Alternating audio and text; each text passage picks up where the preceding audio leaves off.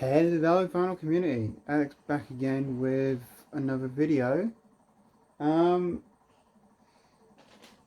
Take two of me doing this. I did try and film this earlier, but my daughter kept um, moaning. Is that the right word? She was being very demanding. Yeah, she's been a bit ratty all day, so now that she's asleep, I'm gonna quickly film this and hope I can get it done. So this is my contest entry to Jonathan over at Cheap and Cheerful Record Collectors. It's his 150, no, his 1500, excuse me, subscriber contest. Now, what Jonathan's asked is us to kind of go through each section in our collections and kind of pick out an album that we used to love or an album that we've not shown any love to for a while and show them and just talk about. Because as he mentioned in the original video, his goal for 2022 is to buy less records and focus more on what's in his collection.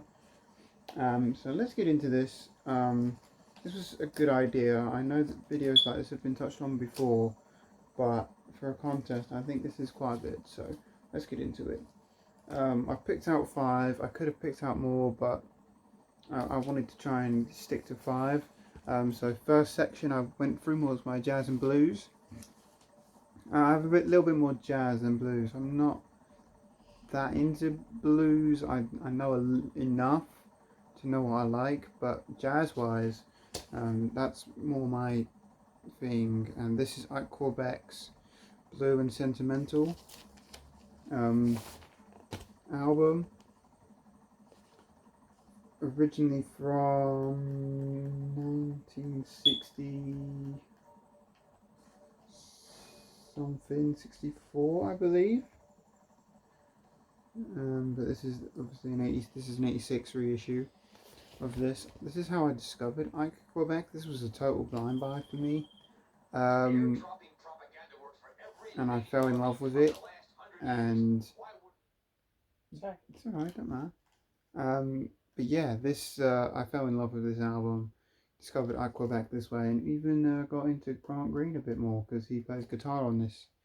But yeah, discovered another favourite saxophonist of mine, and I'd even put this in my top 10 favourite jazz albums because it's just that good, and I just haven't spun it for a while. So there it is, Ike Quebec, Blue and Sentimental.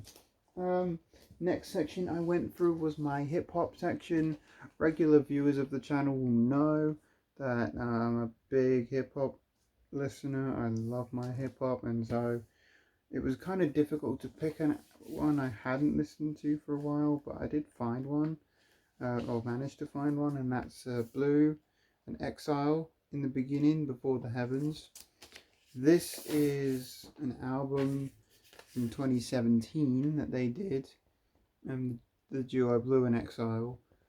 They had an album out in 2007 called Before the Heavens, and I believe this album is outtakes and tracks that didn't make that album, but I think they went back and re-recorded them, so that they were, good enough to put on an album.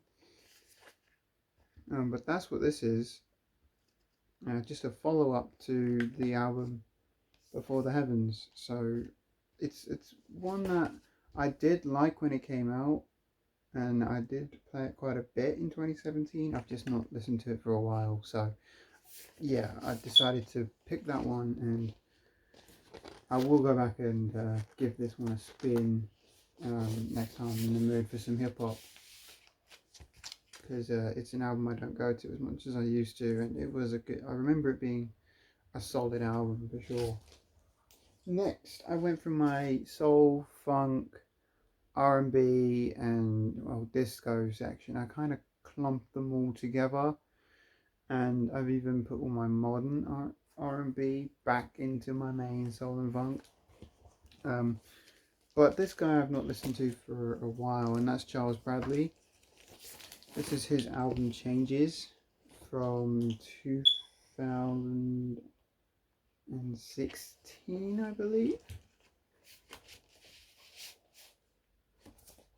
Correct me if I'm wrong, but I do remember liking this.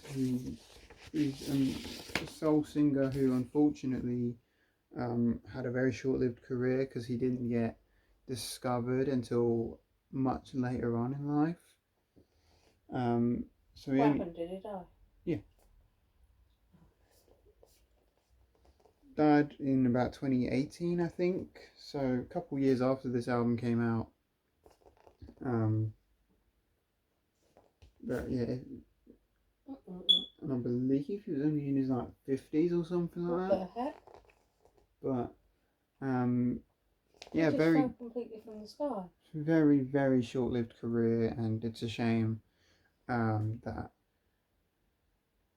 he's not going to have any more albums out because he had a very very good voice. And yeah, he has a cover of Black Sabbath's Changes on here, which is my favorite Black Sabbath song. um I do need more Charles Bradley, but this is the one that um I just haven't listened to it for a while, so that's why I decided to pick that one. So yeah, Charles Bradley, Changes. And he does a really good cover of Changes. Like, if there's anybody who could cover that song, it's definitely got to be Charles Bradley. Okay, rock and pop. I could have gone with a lot of stuff in my rock and pop section because it's a section I don't visit that often. Well, and when I visit it, I don't usually. Well, I'll go for like regulars like Arctic Monkeys, Kooks, Pink Floyd, AC/DC, Led Zeppelin. You know, all the obvious ones. But Rob Jonathan wanted us to skip all the obvious names, and so I decided to go with a band that's a little bit closer to home, like quite literally. This is Maroon Dogs, their second album from 1988, called Be Seeing You. And this is actually a signed copy of this, signed by 3 of the 4 band members. And they are actually from my hometown, funny enough. So they only had a couple of albums out back in the 80s, and I do believe they're still touring around town nowadays. But funny enough, where they record, the address that's on here still exists, other than the current postcode and phone number. Obviously, they've changed since this album came out in '88, but a good album. Definitely the album I preferred from them of the 2 of theirs that I have. Oh, the And door's back. Sorry. Yeah, wanted to revisit this, so I'm going to show this in response for this contest. So Maroon Dogs, Be Seeing You from 1988. Last section I'm going to show here is my compilations. I could have gone Reggae and World and soundtracks as well. I have, but they're in a section they're in a place where they're quite hard to get to. I'd have to move a lot of stuff just to get to them. So I wanted to get this video out quick, so I wasn't going to mess around moving stuff just so I could pick some stuff out. But I do have a compilation I've not listened to for a while, and that's Absolute Reggae. 24 reggae hits here between 1968 and 1975 on here. I bought this back when I was just like getting into reggae. But I haven't really listened to it much because I was, like I said at the time, I was trying to get into reggae, learn about what I liked, what I didn't like. And although I have managed to pick up a couple of the things on here, not I have hardly any of these albums, and so this compilation is good.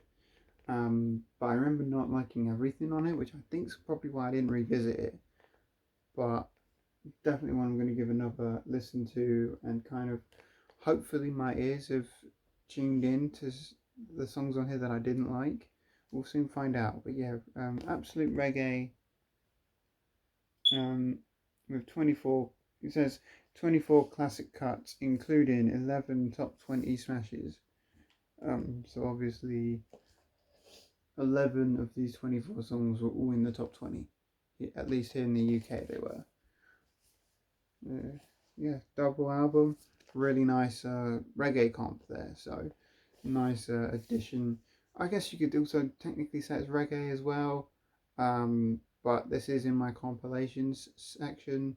So that's what I'm counting for this. Okay, that's it for this video. Jonathan, congratulations again on getting to 1,500 subscribers. Thanks so much for tuning into this video, guys. If you enjoyed, give it a thumbs up. Subscribe if you're new here, and I'll see you all again very soon. Bye.